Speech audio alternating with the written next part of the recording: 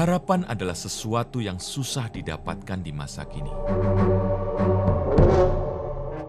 Kehidupan manusia bukan lagi menjadi mudah, tetapi semakin hari semakin sukar dan menyesakkan.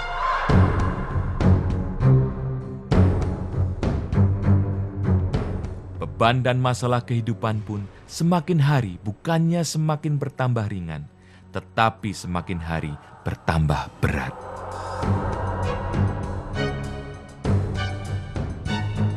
Mulai dari masalah pekerjaan, biaya pendidikan yang semakin tinggi, musibah dan bencana yang silih berganti, sakit penyakit yang datang dengan tiba-tiba, kebutuhan hidup yang semakin meningkat, dan hubungan keluarga yang hancur.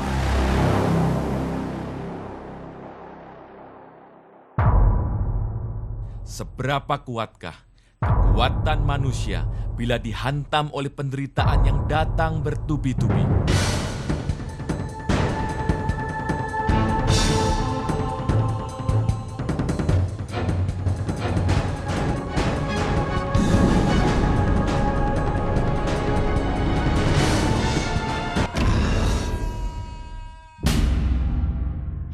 Kebanyakan orang menjadi putus asa dan tidak berani lagi berharap.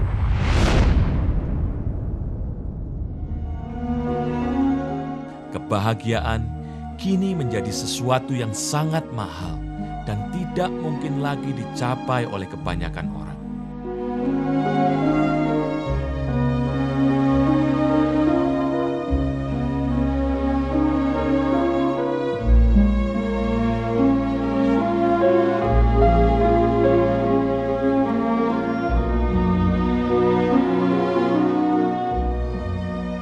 Orang-orang sudah kehilangan pengharapan dan kehilangan semangat untuk hidup. Walaupun mereka masih bernafas dan detak jantung mereka masih belum berhenti. Tetapi jauh dalam jiwa mereka, sebenarnya mereka telah mati.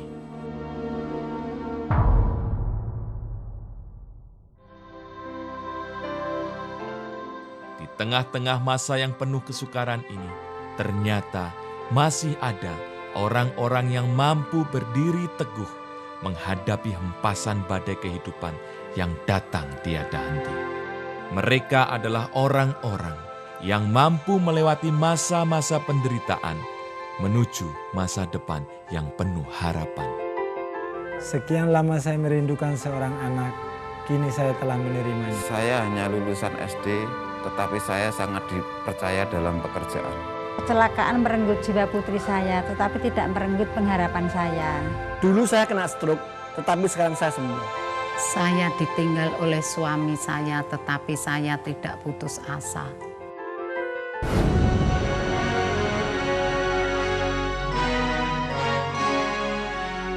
Apa yang dimiliki oleh orang-orang ini?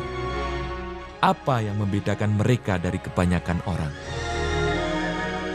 Inilah kisah-kisah mereka.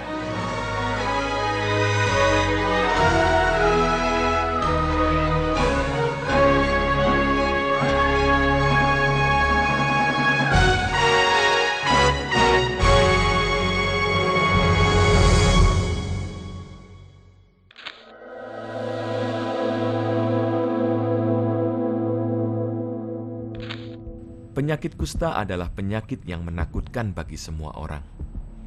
Semenjak dahulu, penyakit kusta dianggap sebagai penyakit kutukan yang mengerikan. Penderita kusta menular sehingga ia harus dikucilkan dari masyarakat.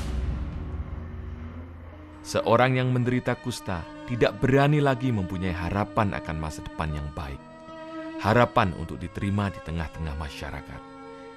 Bagaimana jadinya bila seorang gadis sederhana tiba-tiba harus mengalami penyakit kusta yang menakutkan itu? Apakah ia mampu melewati masa-masa yang suram dan penuh dengan keputusasaan? Inilah kisahnya. Namaku Munsolekah. Walaupun aku hanyalah seorang gadis yang tinggal di sebuah desa, tapi aku memiliki impian akan masa depan yang indah dan penuh kebahagiaan.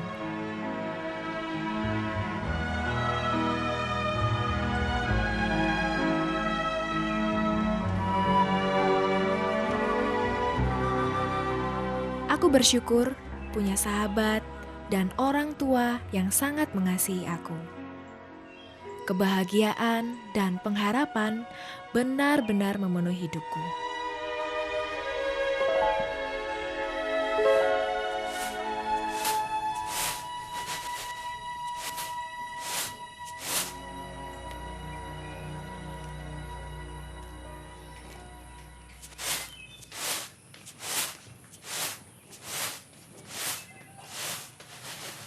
Kopinya, Pak.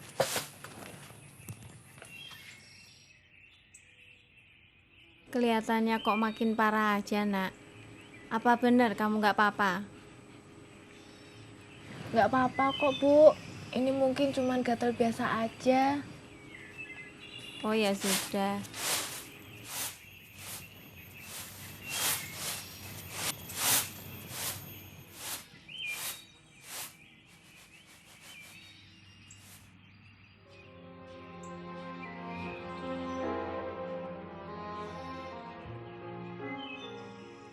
Lihat Soleha nggak?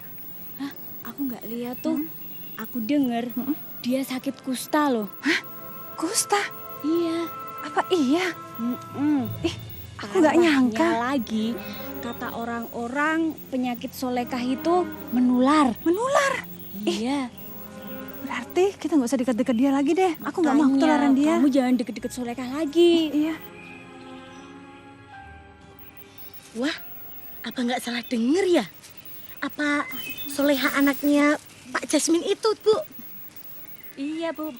Mana ada Solekah lain di kampung ini. Amit-amit ya, Bu. Mimpi apa keluarga Pak Jasmine itu sampai terkena bencana seperti ini? Setahu saya kan penyakit kusta itu penyakit kutukan. Pokoknya saya akan larang anak-anak saya main di dekat rumah Pak Jasmine itu. Nanti kalau pada ketularan bagaimana?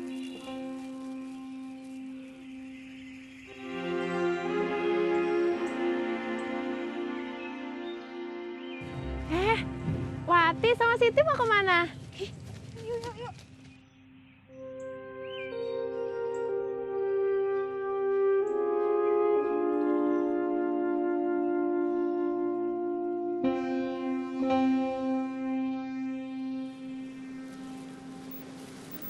Itu kan anak yang kita omongin tadi.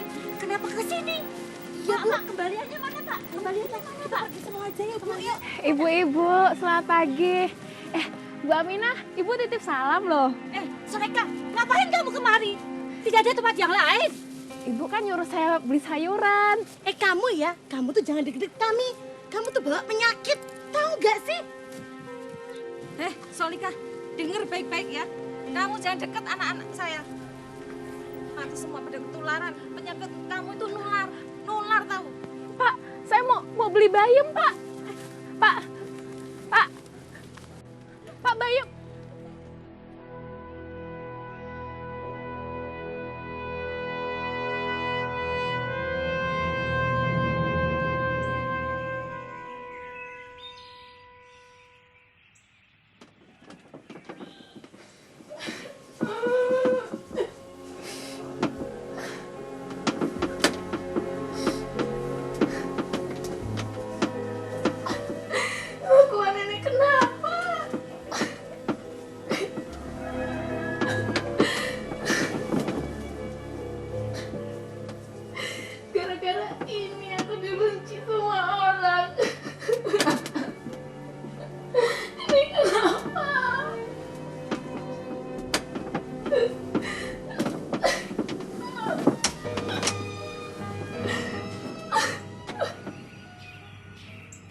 Pak, apa nggak sebaiknya Solekah kita bawa ke rumah sakit saja, biar bisa dirawat di sana?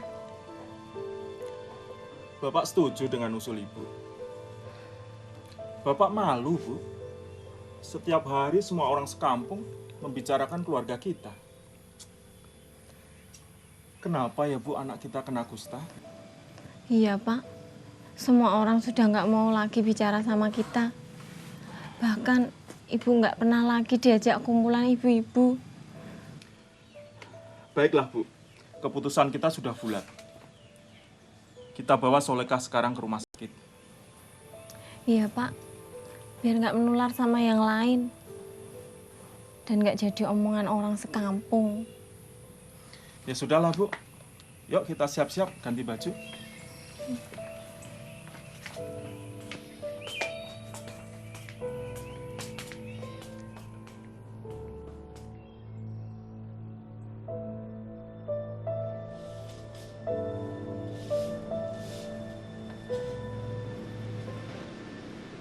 Bagaimana dengan anak saya, Dok?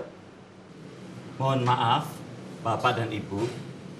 Kondisi anak Bapak dan Ibu sakit kustanya itu sangat parah sekali. Bahkan sampai ke sarafnya. Tapi masih bisa disembuhkan kan, Dok?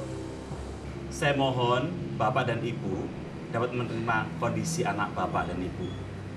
Karena usianya tidak lama lagi. Apa? Mungkin tinggal 3 hari lagi. Ya, Bapak.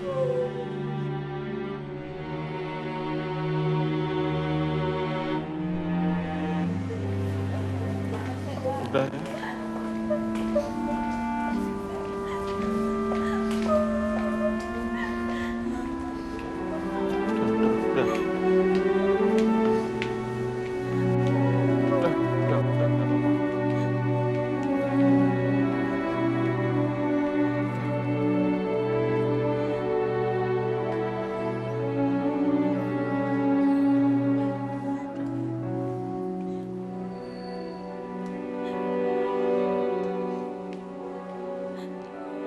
Udah ya, Bu, biar Ibu perawat aja yang nganter. Bapak nggak kuat baunya. Lagian pasien di sini sangat menular. Udah. Yuk. Udah.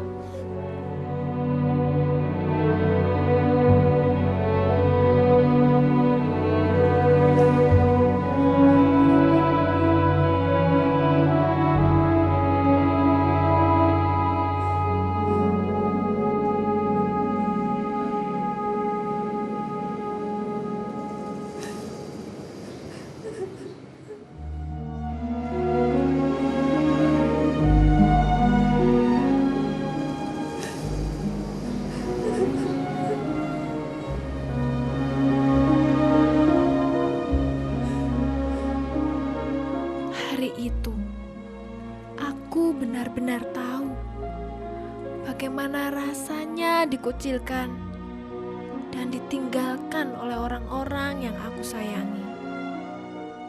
Bahkan kedua orang tuaku pun tidak pernah lagi menjenguk aku di rumah sakit.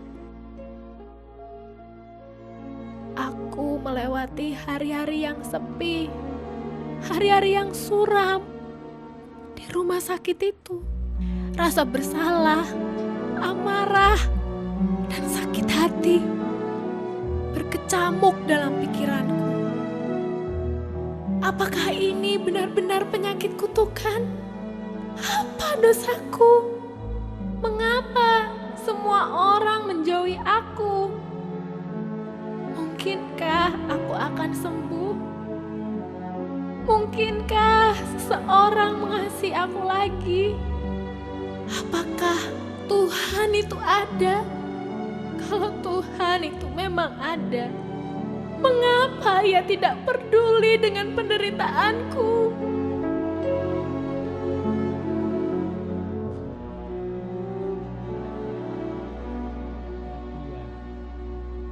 Mengasihi kita karena Dia menolong kita. Aku tahu di sini banyak orang yang sudah tidak ada harapan lagi. Ketika seseorang yang sudah tidak ada harapan sama sekali, dia sudah kecewa, gelisah hidupnya. Ada satu pribadi, yaitu namanya Yesus. Ketika dia datang ke dalam dunia ini, dia ingin memberikan harapan dan dia memberikan keselamatan bagi setiap orang yang percaya kepada Tuhan. Seperti firman Tuhan berkata, karena begitu besar kasih Allah akan dunia ini, sehingga Ia telah mengaruniakan anaknya yang tunggal, supaya setiap orang yang percaya kepadanya tidak binasa, melainkan beroleh hidup yang kekal. Seseorang mau mati untukku. Apakah mungkin seseorang masih mau mengasihi aku yang penuh kenajisan ini? Yesus, apakah Engkau benar-benar mau menerima aku?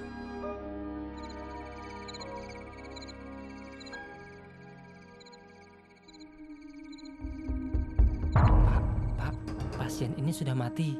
Ayo kita bawa ke kamar mayat.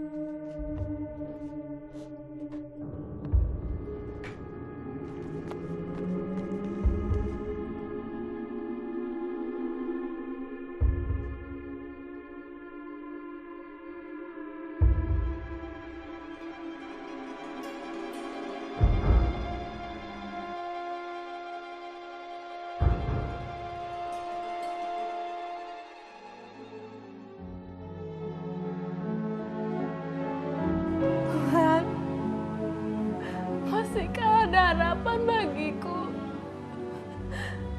Mengapa begitu berat beban yang aku rasa, Tuhan? Tuhan, aku sudah lelah menghadapi ketakutan dan juga penderitaan hidup ini.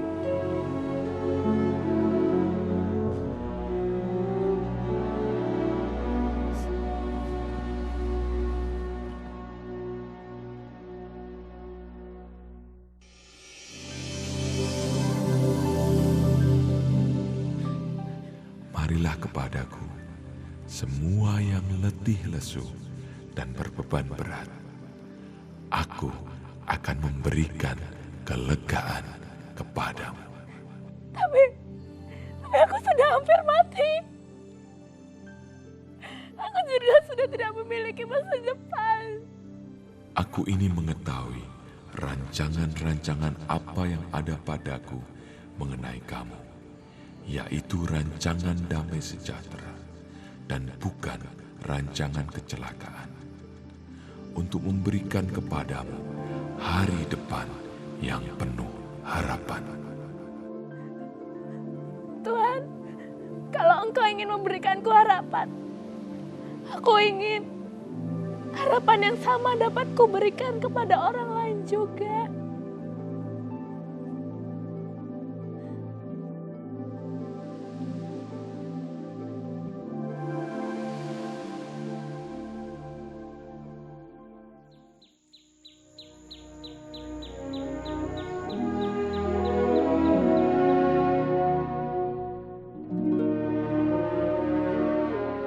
Pagi itu, aku benar-benar merasakan kedamaian yang belum pernah aku rasakan selama ini. Kedamaian yang bahkan belum pernah aku alami sebelum aku menderita kusta. Aku tidak takut lagi menghadapi masa depan. Aku tidak sakit hati lagi kepada orang tuaku. Dan kepada mereka semua yang mengucilkan aku.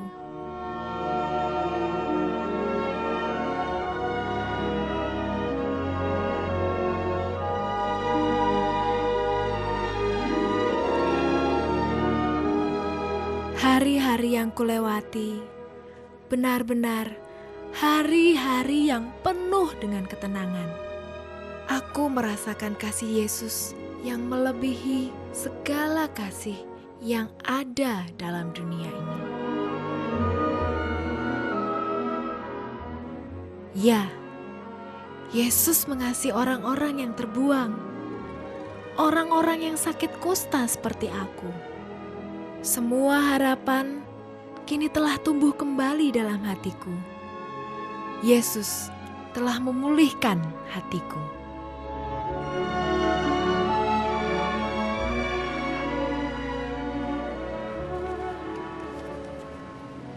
Suster, apa benar catatan untuk pasien ini? Benar dok, pasien ini bernama Soleka dan ini catatan medisnya.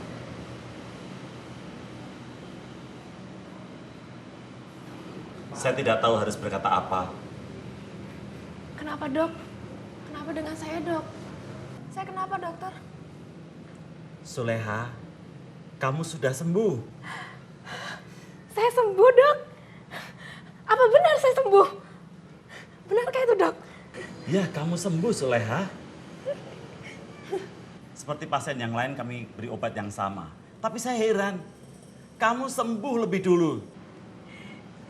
Dokter, saya tidak pernah berhenti berharap. Walaupun rasanya mungkin tidak mungkin saya bisa sembuh. Tapi saya selalu berharap pada Tuhan supaya saya bisa melalui semua penderitaan yang saya alami, dokter. Ya, pengharapanmu sungguh luar biasa. Dan engkau sembuh total, Soleha. Sekarang kamu boleh pulang. Pulang, dokter? Saya pulang? Ya, kamu pulang. Saya harus pulang kemana, dokter? Keluarga saya sudah cukup mendapatkan aib karena penyakit yang saya derita, dokter. Kalau saya pulang, mereka nanti akan dikucilkan oleh orang sekampung. Saya kasihan, dokter, sama mereka. Ya, tapi kamu harus kemana? Dokter, saya tahu persis bagaimana rasanya kesepian, dikucilkan, kehilangan harapan, putus asa, dokter. Saya pernah merasakan itu semua, dokter. Saya pernah. Apa maksudmu, Soleha? Hanya melalui pengharapan pada Tuhan Yesuslah saya bisa bertahan hidup dan saya mendapatkan kekuatan yang baru. Dokter, saya melihat di tempat ini banyak sekali orang yang kehilangan harapan. Mereka merasa terkucilkan oleh keluarga dan juga masyarakat. Tapi dokter, justru di tempat ini, dokter, di tempat inilah saya mendapatkan pengharapan itu. Dokter, saya tidak mau hidup saya sia-sia, dokter. Saya mau membagikan pengharapan yang saya miliki untuk orang lain. Tapi Soleha? Dokter, saya tahu saya memang orang bodoh. Saya juga sudah cacat, dokter, tapi saya mau terus berusaha dan saya mau bekerja dengan sekuat tenaga saya.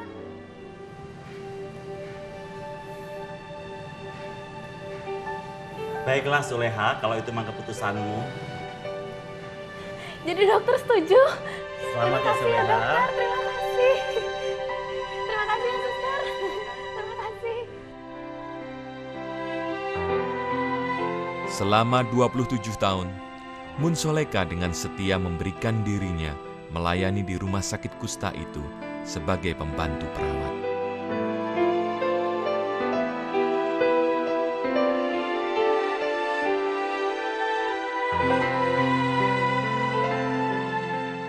Di rumah sakit itu juga, Tuhan mempertemukan Mun Soleka dengan seorang pemuda yang bernama Poniman. Tuhan benar-benar memenuhi semua harapan Soleka. Harapan untuk memiliki sebuah keluarga yang bahagia, sebuah keluarga yang saling mengasihi.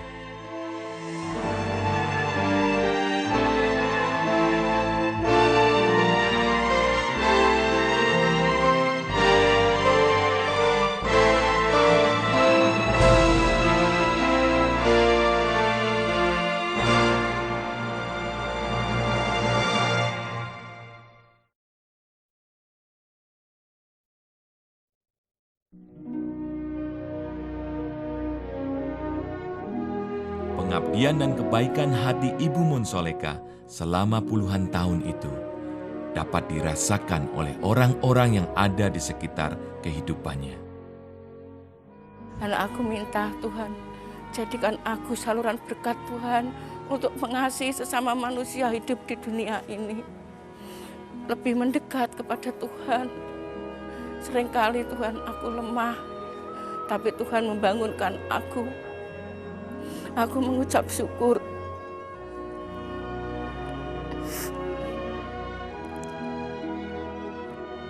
Kami tim dari perawat merawat pasien kusta. Di sini kami punya atasan dokter kulit langsung yang menangani bagian ini. Terus kami perawat ada tim khusus untuk kusta setiap harinya. Terus kami pun dibantu namanya Bu Mun Muntoleha. Pengalaman secara real yang Bu Mun berikan ke kami antara teori yang kami dapat di tempat kuliah sama ilmu yang langsung didapat dari Bu Mun, rasanya hampir imbang. Pengalamannya jauh lebih banyak dari Bu Mun. Kalau ada kami kesulitan, bagaimana caranya, berarti kami harus bertanya dulu ke dokternya, terus kami tanya ke Bu Mun, oh menurut pengalaman Bu Mun bagaimana kalau ada luka seperti ini. Lalu Bu Mun ngasih masukan, setelah itu kami konfirmasikan ke dokternya. Oh iya, antara Bu Mun dan dengan pengalamannya, dengan dokter, dengan ilmunya, dan kami dengan ilmu juga, kami terapkan ke pasien. Dan banyak pasien pula yang sudah mengalami perbaikan-perbaikan dari hari ke hari.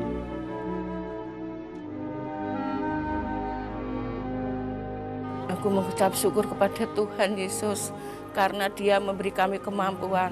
Kalau kami tidak diberi Tuhan kemampuan, aku tidak bisa seperti itu. Mun memberi harapan sama saya supaya sembuh. Saya dirawat sama Bu Mun sangat baik, selalu memperhatikan aku. Selama dirawat sama Bu Mun, mudah-mudahan pikiran saya penyakit saya cepat sembuh, biar cepat pulang.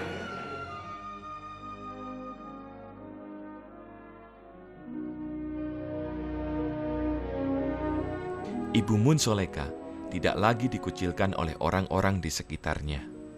Ia sangat dikasihi dan dihargai oleh semua orang yang mengenalnya.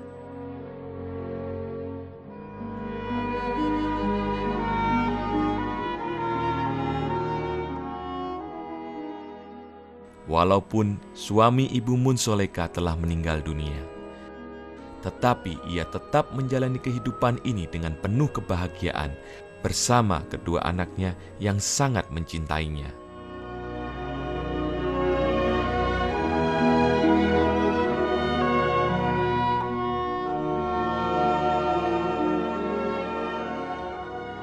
Sebagai seorang janda yang harus membesarkan kedua orang anaknya pada zaman sekarang adalah sebuah perjuangan yang berat.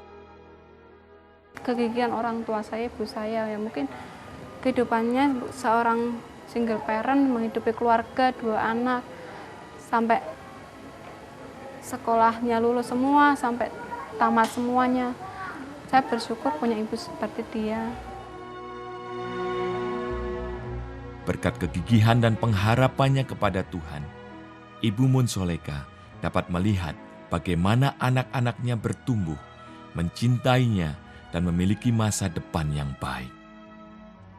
Ari putrinya bekerja sebagai staf di bagian keuangan rumah sakit.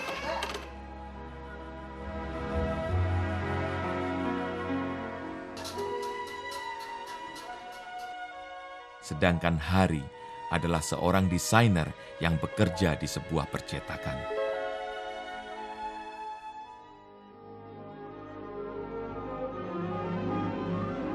Tuhan menyediakan kehidupan yang jauh lebih baik dari semua yang pernah Ibu Mun Soleka harapkan.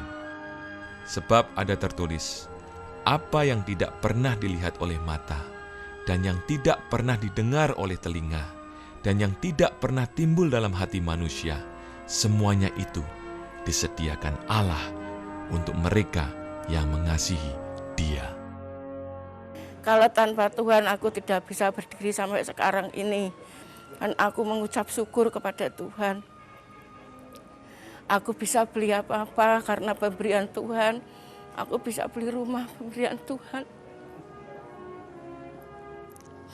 Aku bisa beli tanah karena Tuhan yang memberi aku. Karena tanpa Tuhan aku tidak bisa apa-apa. Maka anak-anak saya suruh setia pada Tuhan. Anak-anak saya setia kepada Tuhan. Anak-anak saya tidak lupa kepada Tuhan. Dan aku berterima kasih banyak kepada Tuhan.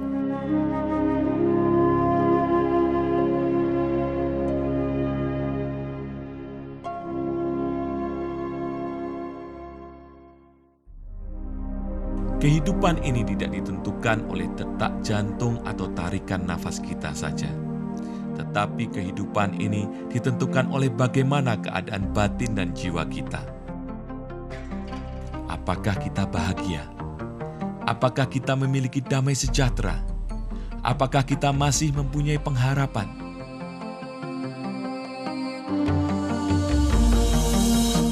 Mun Soleka adalah seorang gadis kusta yang dikucilkan, terbuang, dan kehilangan pengharapan.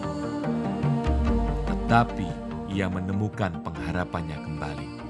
dan melalui pengharapannya ia mengalami kehidupan yang bahagia.